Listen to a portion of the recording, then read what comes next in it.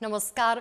एकता शान्ति र संस्कारको संवाहक कालिका एचडीमा तपाईलाई स्वागत छ। म समीक्षापुरी। कालिका समाचार सुरु गरौँ प्रमुख समाचारका शीर्षकहरूबाट।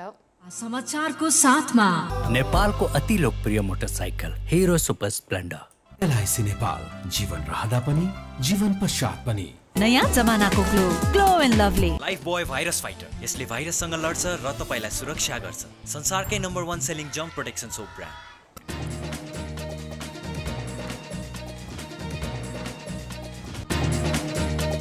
पछिल्लो 24 घण्टामा 5455 जना कोरोना संक्रमित निको, 2476 जनामा संक्रमण पुष्टि।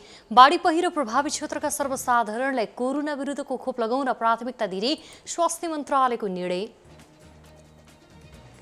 निष्पक्षतामाथि गम्भीर प्रश्न खडा भएको प्रधानमन्त्री ओलीको भनाई। राजनीतिलाई सही ढङ्गले चल्न नदिँदा समस्या भएको दाबी। चीनको मार्शल आर्ट्स विद्यालयमा आगलागी हुँदा 18 जनाको ज्यान गयो, 16 जना घाइते। र राष्ट्रिय क्रिकेट टिमको बन्द प्रशिक्षण रोकिने।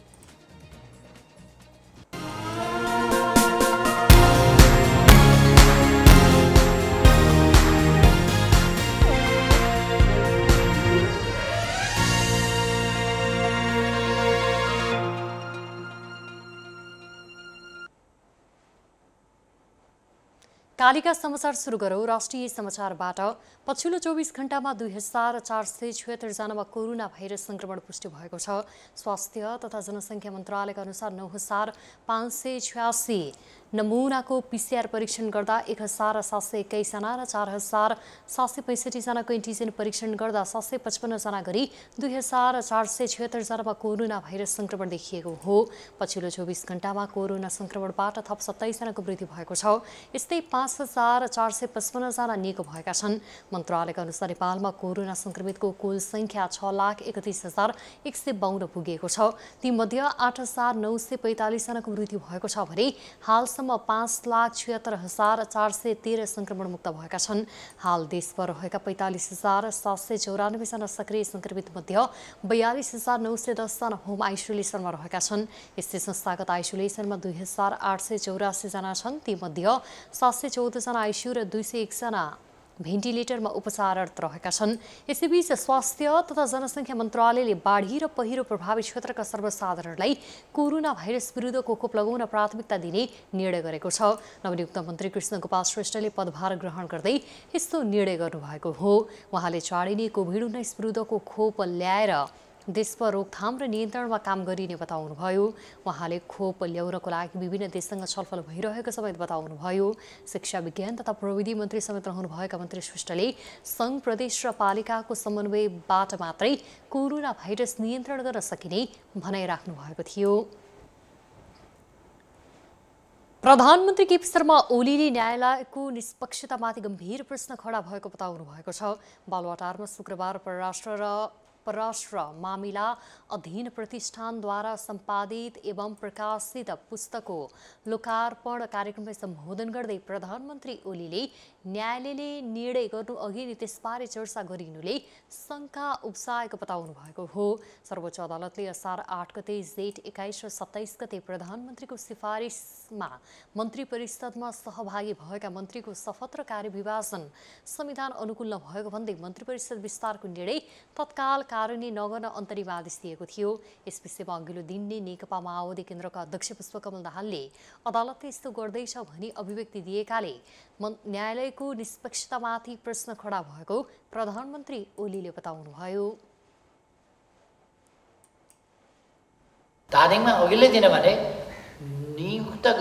पछि नियुक्त गरिएका मन्त्रीहरू भोलि अदालतले हटाउँदैछ भन्ने सूचना मैले पाएको छु। अथवा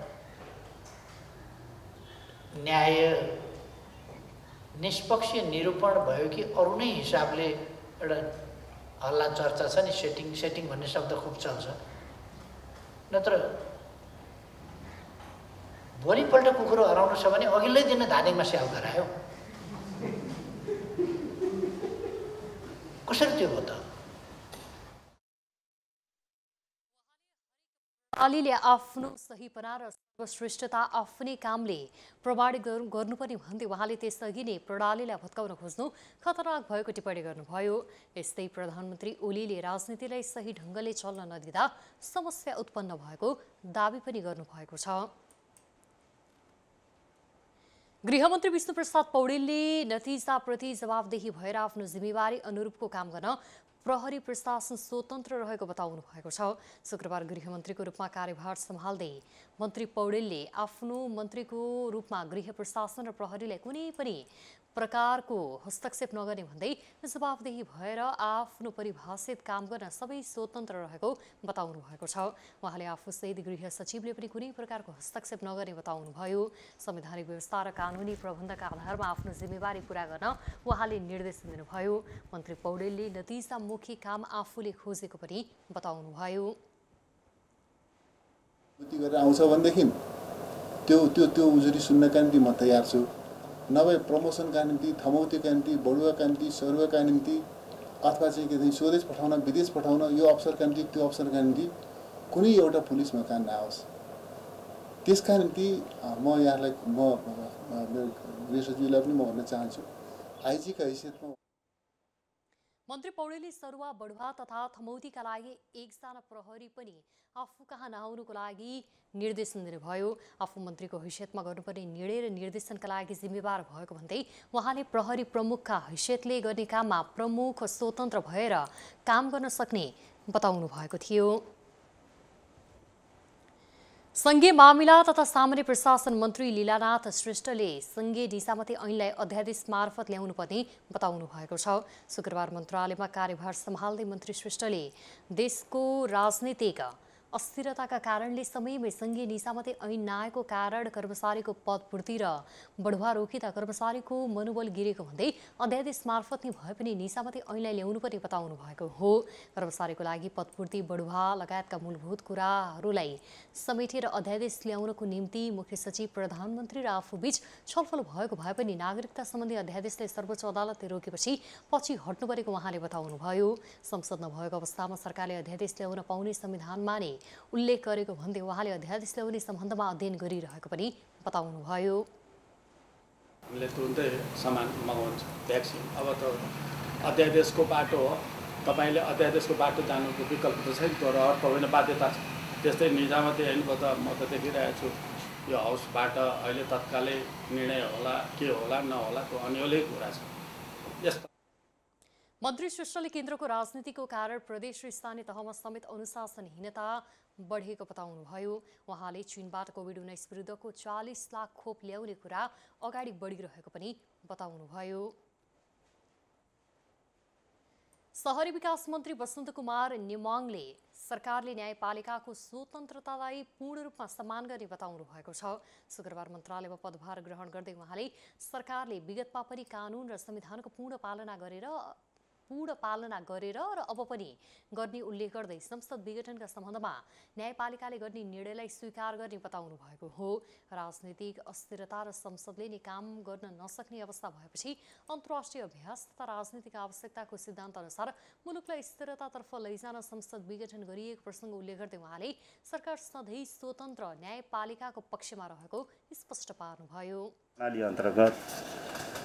संसदमा बहुमत प्राप्त सरकारले काम गर्ने परिस्थिति नभइसके पछाडि त्यसलाई संसद विघटन गरेर फेरि पनि यस्तो मुलुकमा पर्ने राजनीतिक समस्याको निराकरण संसारभरि दुनियाँको संसदीय प्रणाली त्यो राजनीतिक समस्याहरू समाधान गरेर स्थिरतातर्फ मुलुकलाई लानको निम्ति फैसला गर्ने सबभन्दा ठुलो अदालत भनेको जनअदालत। पुनर्स्थापित संसदले मुलुकमा देखिएको अस्थिरता र पक्षगमनको बाटाहरूलाई निराकरण गरेर समस्या समाधान गर्न नसकेको र बहुमतको सरकार गठन गर्ने पटकका अवसर खेर फालेकाले दोस्रो पटक संसद विघटन गर्नुपरेको उहाँले स्पष्ट पार्नुभयो। दोस्रो पटक मन्त्रालयको कार्यभार सम्हालेका मन्त्री नेमाङले आफूले मुलुक र जनताप्रतिको दायित्व निर्वाह गर्न कुनै कसर बाँकी नराख्ने प्रतिबद्धता जनाउनुभयो। सर्वोच्च अदालतको संवैधानिक इजलासमा प्रतिनिधि सभा विघटन सम्बन्धी मुद्दामा शुक्रबारका लागि बहस सकिएको छ। शुक्रबार रिट निवेदक निवेदकका तर्फबाट कानुन व्यवस्थाले बहस गरेका थिए। रिट निवेदकका तर्फबाट कानुन व्यवसायका लागि तय गरिएको समय अझै 2 घण्टा 35 मिनट बाँकी रहेको छ। इजलासमा रिट निवेदकका कानुन व्यवसायलाई 2 घण्टा 35 मिनट समय बाँकी रहेको जानकारी गराएर प्रधान न्यायाधीश सोलेन्द्र शमशेर जबराले शुक्रबारको लागि इजलास स्थगित गर्नुभएको हो। शुक्रबार वरिष्ठ अधिवक्ता श्रीहरि अर्याल, अधिवक्ता डाक्टर दिनमणि पोखरेल, सुनिल पोखरेल, टीकाराम भट्टराई, वरिष्ठ अधिवक्ता मुक्ति प्रधान र गोपालकृष्ण घिमिरेले बहस गर्नुभएको थियो। बाँकी रिट निवेदक तर्फका कानुन व्यवसायको बहसका लागि तय गरिएको समय अझै बाँकी रहेकाले आइतबार फेरि बहस हुनेछ। शुक्रबारको बहसमा प्रधान न्यायाधीश जबराले रिट निवेदक तर्फका न्यायाधीश अधिवक्ता दिनमणि पोखरेललाई प्रधानमन्त्रीले म विश्वास लिँदिन भन्ने ठाउँ संसदकै राष्ट्रपति कार्यालय भनेर प्रश्न गर्नुभएको थियो। जवाफमा अधिवक्ता पोखरेलले संविधानको धारा 76 को धारा 5 मा प्रधानमन्त्री ओलीको दाबी नपुग्ने बताउनु भएको थियो। अल्पमतको सरकारपछि 30 दिनभित्र विश्वासको मत लिन्छु भनेको प्रधानमन्त्रीले आफूसँग बहुमत नपुग्ने भन्दै विश्वासको मत नलिएपछि फेरि त्यही व्यक्तिले उपधारा 5 अनुसार प्रधानमन्त्रीमा दाबी पेश गर्न नपाउने अधिवक्ता पोखरेलको जिकिरहेको थियो। एकता शान्ति र संस्कारको सम्वाह कालिका एचडीमा प्रसारित कालिका समाचारमा पालो भएको छ विज्ञापनको, तर त्यसभन्दा अगाडि प्रमुख समाचारका शीर्षकहरू। समाचारको साथमा नेपालको अति लोकप्रिय motorcycle Hero super Splendor. LIC Nepal, जीवन रहँदा पनि जीवन पश्चात पनि। नयाँ जमानाको Glow and Lovely Lifebuoy virus fighter, यसले भाइरससँग लड्छ र तपाईलाई सुरक्षा गर्छ। संसारकै नम्बर 1 सेलिङ जम्प protection soap brand.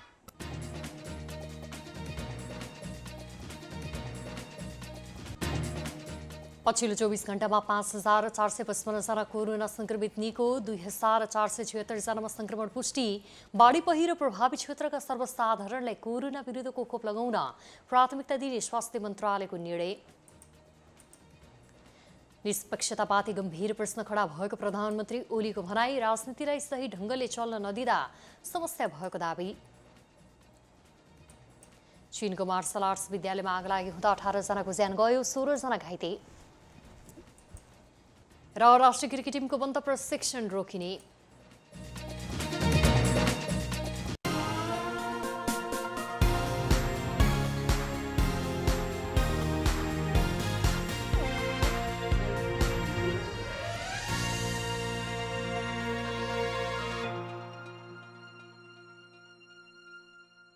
Fair and लभलीको नयाँ नाम अब glow and lovely. Fair and lovely अब ग्लो एन्ड लभली किन? किनकि निखार भन्दा बढी पाउनुहुनेछ एचडी ग्लो। प्रस्तुत छ ग्लो एन्ड लभली। यसको मल्टिभिटामिन गहिराईमा गएर दाग धब्बा घटाउँछ अनि अनुहारलाई दिन्छ उत्कृष्ट ग्लो। नयाँ जमानाको ग्लो एन्ड लभली। मेरो हिरो सुपर स्प्लेन्डर।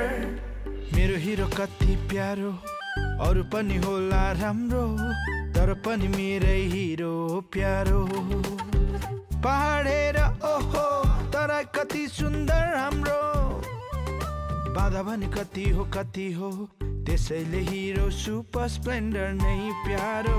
घाम लागे हुन्छ धुलो, पानी परे हिलो मैलो, त्यसैले त हिरो सुपर स्प्लेन्डर नै प्यारो। सबैलाई सुहाउँदो सुपर स्प्लेन्डर नै प्यारो। नेपालको अति लोकप्रिय motorcycle Hero super Splendor.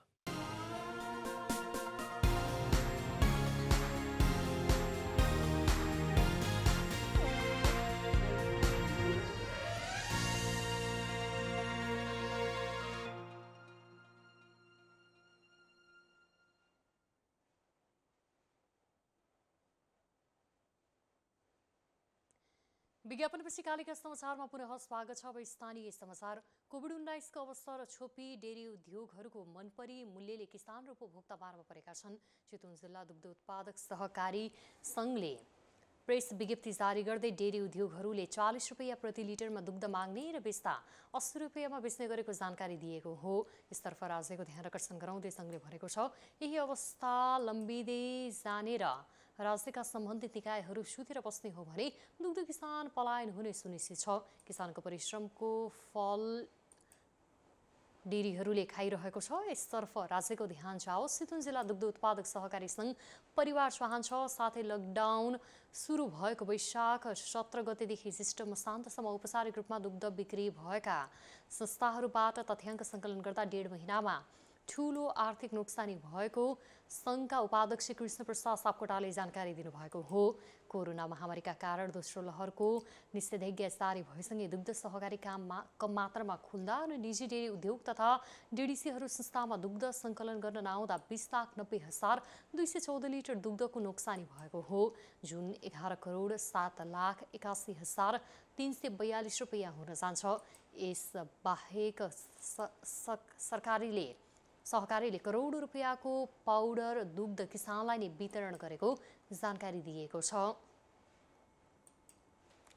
Chitwan rotary क्लबले लमजुङका बाढी पहिरो पीडितलाई खाद्यान्न र भाँडा बर्तन सहयोग गरेको छ। क्लबले गत 31 मर्स्याङ्दी र दरौदी नदीमा आएको बाढीमा परि घरबार विहीन भएका 75 परिवारलाई खाद्यान्न र भाँडा बर्तन सहयोग गरेको हो। चितवन रोटरी क्लबका पूर्व अध्यक्ष तथा रोटरी डिस्ट्रिक्ट सर्भिस चेयरम्यान उत्तमलाल सुकेको नेतृत्वमा नारायणगढबाट गएको चितवन रोटरीको टोलीले जिल्लाको 2 स्थानमा स्थानीय निकायको रोहबरमा बाढी प्रभावितहरूलाई राहत सामग्री प्रदान गरेको हो। जिल्लाको दरौदी गाउँपालिका 5 हिलेमा बाढी प्रभावित 25 र मर्स्याङ्दी गाउँपालिका 3, 7 र 8 वडाका 51 परिवारलाई 5,50,000 रुपैयाँ बराबरको राहत सामग्री क्लबका अध्यक्ष रोशन पियाले हस्तान्तरण गर्नुभएको थियो।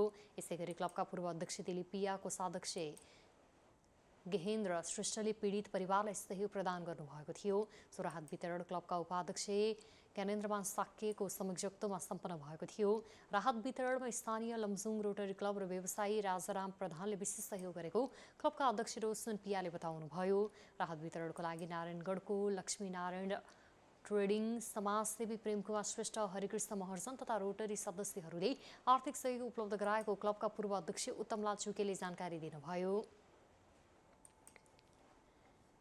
कालिका समाचारमा अब अर्थ समाचार।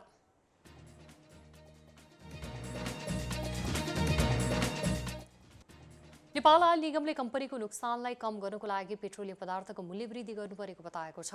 न्युज एजेन्सी नेपालसँग शुक्रबार कुराकानी गर्दै नेपाल आयल निगम लिमिटेडका प्रबन्ध निर्देशक सुरेन्द्र कुमार पौडेलले अन्तर्राष्ट्रिय बजारमा क्रुड र डलरको भाउ अनपेक्षित रूपमा बढेकाले नेपालमा पनि पेट्रोलियम पदार्थको मूल्य वृद्धि गर्नुपर्ने अवस्था आएको बताउनुभयो। हाल आयल निगम निरन्तर घाटामा गइरहेको भन्दै उहाँले नाफा कमाउने उद्देश्यका लागि नभई कम्पनीको नोक्सानीलाई घटाउनको लागि मूल्य वृद्धि गरिएको उहाँले प्रस्ताउनुभयो। आगामी दिनमा पनि मूल्य वृद्धि हुन सक्ने उहाँको भनाइ छ। आयल निगमले असार 9 गते राति 12 बजेदेखि लागू हुने गरी पेट्रोल तथा डिजेल मट्टीतेलको साबिक बिक्री मूल्यमा 2 रुपैयाँ वृद्धि गरी नयाँ खुद्रा बिक्री मूल्य क्रमशः 127 रुपैयाँ 110 रुपैयाँ कायम गरेको छ।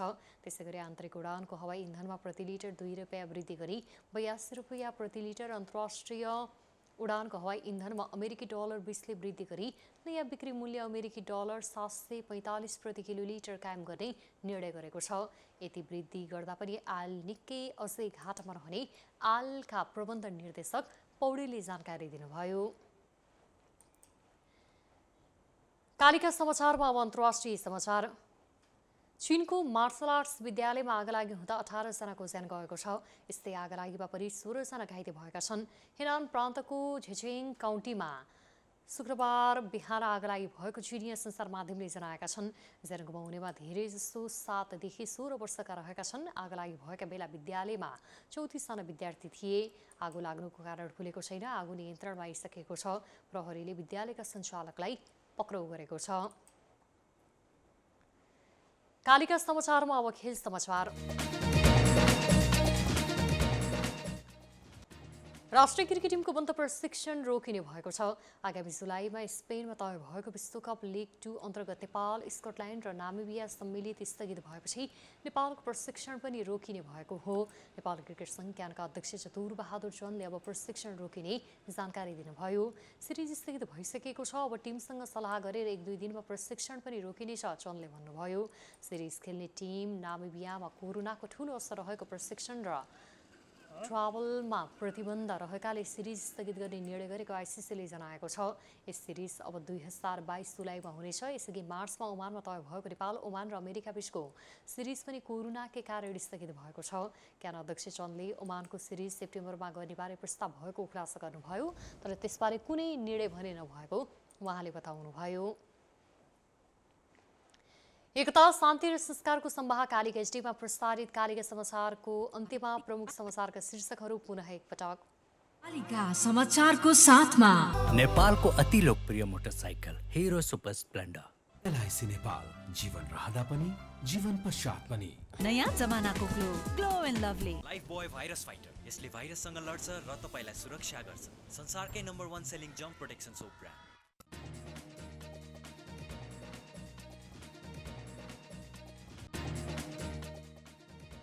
5,455 जना कोरोना संक्रमण मुक्त, 2,476 जनामा संक्रमण पुष्टि। बाढी पहिरो प्रभावित क्षेत्रका सर्वसाधारणलाई कोरोना विरुद्धको खोप लगाउन प्राथमिकता दिने स्वास्थ्य मन्त्रालयको निर्णय। न्यायालयको निष्पक्षतामाथि गम्भीर प्रश्न खडा भएको प्रधानमन्त्री ओलीको भनाई। राजनीतिलाई सही ढङ्गले चल्न नदिँदा समस्या भएको दावी। चीनको मार्शल आर्ट्स विद्यालयमा आगलागी हुँदा 18 जनाको ज्यान गयो, 16 जना घाइते। र राष्ट्रिय क्रिकेट टिमको बन्द प्रशिक्षण रोकिने।